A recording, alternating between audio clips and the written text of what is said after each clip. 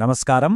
42 రోజుల ఈ technical teachers certification course చేస్తున్న కాబోయే ఉపాధ్యాయ మిత్రులందరికీ ఈనాటి వివరణాత్మక సెషన్కు స్వాగతం. ఈరోజు మనం విద్యాబోధన, పరిశోధన, అలాగే కౌన్సిలింగ్ రంగాల్లో అత్యంత కీలకమైన ఒక నైపుణ్యం గురించి మాట్లాడుకోబోతున్నాం. అదే ఇంటర్వ్యూ పద్ధతి. అవును, ఇది కేవలం కొన్ని ప్రశ్నలు అడగడం మాత్రమే కాదు సుమా, ఎదుటి వ్యక్తి మనస్సును చదివే ఒక అద్భుతమైన కళ. సరే, ఇక ఏమాత్రం ఆలస్యం చేయకుండా అసలు విషయంలోకి వెళ్ళిపోదాం. ముందుగా ఈ సెషన్లో మనం ఏమేం చూడబోతున్నామో ఒకసారి గమనిద్దాం. 1. ఇంటర్వ్యూ కళ. 2. దీనిలోని లాభనష్టాల బేరీజు. 3. 3 రకాల ఇంటర్వ్యూలు. 4. విజయానికి అవసరమైన 6 దశలు. మరియు 5. తరగతి గదిలో దీని ఆచరణాత్మక ఉపయోగాలు. ఇక్కడ కనిపిస్తున్న ఈ ద్విభాషా ఫ్రేమ్వర్క్ మన ఈనాటి మొత్తం సెషన్కు ఒక శాస్త్రీయ పునాది లాంటిది అని చెప్పొచ్చు. అంటే ఇంటర్వ్యూ పద్ధతికి సంబంధించిన థియరీని, అలాగే ప్రాక్టికల్ అప్లికేషన్ను ఇది అద్భుతంగా కలుపుతోంది. అసలు సమాచారాన్ని సేకరించే ఈ పద్ధతి వెనుక ఎంత పక్కా ప్రణాళిక ఉంటుందో ఇది మనకు స్పష్టంగా వివరిస్తుంది. ఇక మన మొదటి అంశం ఇంటర్వ్యూ కళ. విద్యావేత్తల కోణంలో చూస్తే ఇంటర్వ్యూ అనగానే మనకు వెంటనే గుర్తొచ్చేది ఉద్యోగాల ఎంపిక మాత్రమే కదా. కాని అది కేవలం ఒక సాధారణ సంభాషణ కాదు. విద్యార్థుల మానసిక స్థితిని, వారి సామర్థ్యాలను అంచనా వేయడానికి ఉపయోగపడే అత్యుత్తమ బోధనా సాధనమిది. అసలు ఇంటర్వ్యూ పద్ధతి అంటే వ్యక్తుల ప్రవర్తనను అధ్యయనం చేయడానికి, వారి నుండి సమాచారాన్ని నేరుగా మాట్లాడి తెలుసుకునే ఒక శాస్త్రీయ పద్ధతి. ఇది పూర్తిగా మౌఖిక సంభాషణపైన ఆధారపడి ఉంటుంది. పరిశోధకుడు, అలాగే సమాధానమిచ్చే వ్యక్తి మధ్య ముఖాముఖిగా జరిగే ప్రక్రియ ఇది. ఇందులో కేవలం మాటలే కాదు, ముఖకవళికలు, హావభావాలు లాంటి అమౌఖిక ప్రతిస్పందనలను కూడా మనం చాలా నిశితంగా గమనించవచ్చు. ఈ విషయాన్ని చాలా అద్భుతంగా వివరించే ఒక కొటేషన్ ఇక్కడ ఉంది చూడండి. మాట్లాడి తెలుసుకోవడం విజ్ఞానానికి మొదటి అడుగు. ఎంత బాగుందో కదా. ఈ ఒక్క వాక్యం ఇంటర్వ్యూ పద్ధతి వెనుకున్న మూలతత్వాన్ని మనకు తెలియజేస్తుంది. టెక్నికల్ టీచర్గా రాణించాలనుకునే ప్రతి ఒక్కరూ తప్పనిసరిగా అలవర్చుకోవాల్సిన నైపుణ్యమిది. ఎదుటివారితో మాట్లాడటం, వాళ్లు చెప్పేది ఎంతో ఓపికగా వినడం ద్వారానే మనం అసలైన జ్ఞానాన్ని, వాస్తవాలను గ్రహించగలం. మరి ఈ పద్ధతికున్న ప్రధాన లక్షణాలేంటో చూద్దామా? ఇందులో ముఖాముఖి సంభాషణ ఉంటుంది. దీనివల్ల విద్యార్థుల వ్యక్తిగత భావాలను, వాళ్ల అభిప్రాయాలను మనం చాలా లోతుగా అర్థం చేసుకోవచ్చు. సంభాషణ మధ్యలో ఏదైనా సందేహం వస్తే వెంటనే తక్షణ స్పష్టీకరణలు అడిగి తెలుసుకోవచ్చు. దీనిలో ఉండే మరో గొప్ప లక్షణం అనుకూలత, అంటే ఫ్లెక్సిబిలిటీ. అప్పటికప్పుడు పరిస్థితులకు తగ్గట్టుగా ప్రశ్నలను మార్చుకునే వెసులుబాటు మనకుంటుంది. ఇక మన తదుపరి అంశం విభాగం 2, లాభ నష్టాల బేరీజు. ఏ శాస్త్రీయ పద్ధతికి కేవలం ప్రయోజనాలు మాత్రమే ఉండవు కదా, కొన్ని పరిమితులు కూడా ఖచ్చితంగా ఉంటాయి. ఒక ఉత్తమ ఉపాధ్యాయుడిగా మనం ఈ రెండింటినీ బేరీజు వేసుకోవాలి. ప్రయోజనాల వైపు చూస్తే మనం అదనపు ప్రశ్నలు అంటే ఫాలోఅప్ ప్రశ్నలు అడగడం ద్వారా చాలా లోతైన సమాచారాన్ని రాబట్టవచ్చు. అక్షరాస్యత లేని వ్యక్తులను కూడా ఇంటర్వ్యూ చేయవచ్చు. వాళ్లలో నమ్మకాన్ని కలిగించి సత్సంబంధాలు ఏర్పరచుకుని మరీ నిజమైన సమాచారాన్ని పొందవచ్చు. ఇవి నిజంగా అద్భుతమైన లాభాలు. కానీ పరిమితుల విషయానికొస్తే దీనికి చాలా ఎక్కువ సమయం పడుతుంది, ఖర్చు కూడా అవుతుంది. అలాగే పెద్ద సంఖ్యలో విద్యార్థులను ఇంటర్వ్యూ చేయడం కష్టం. ముఖ్యంగా ఇంటర్వ్యూ చేసే వ్యక్తికి కొన్ని వ్యక్తిగత పక్షపాతాలు ఉండే అవకాశం కూడా లేకపోలేదు. కాబట్టి ఇక్కడ మనం గుర్తుంచుకోవాల్సిన అత్యంత కీలకమైన విషయం ఏమిటంటే, ఫలితం యొక్క నాణ్యత అనేది పూర్తిగా ఇంటర్వ్యూ చేసే వ్యక్తి యొక్క నైపుణ్యంపైనే ఆధారపడి ఉంటుంది. ఈ పరిమితులు మన ప్రయాణానికి అడ్డంకులు కావు. నైపుణ్యాలు కలిగిన పరిశోధకులు ఈ పరిమితులను చాలా సులభంగా అధిగమించవచ్చు.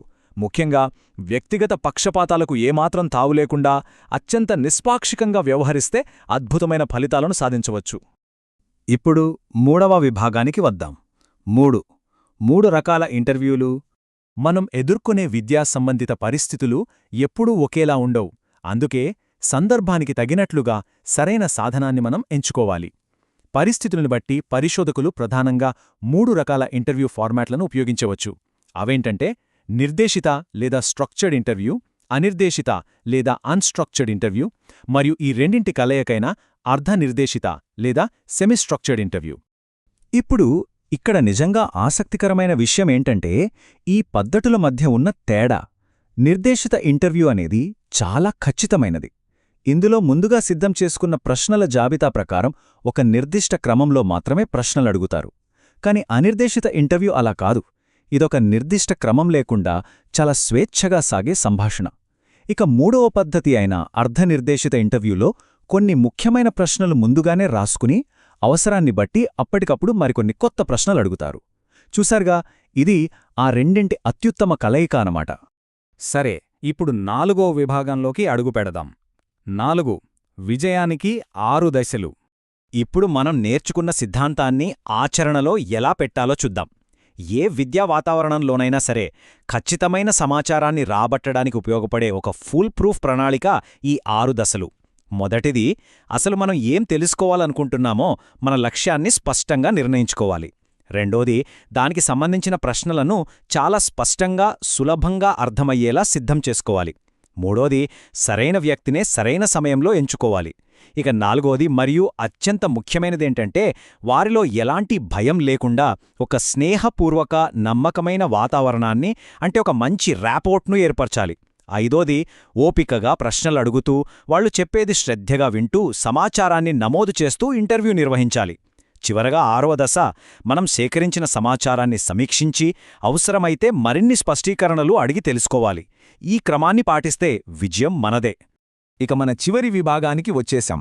5 తరగతి గదిలో ఆచరణాత్మక ఉపయోగాలు. ఇంతవరకు మనం నేర్చుకున్న ఈ సిద్ధాంతాలన్నీ టెక్నికల్ ఎడ్యుకేషన్ ప్రపంచంలో, అంటే వాస్తవ తరగతి గదిలో ఎందుకు ముఖ్యం?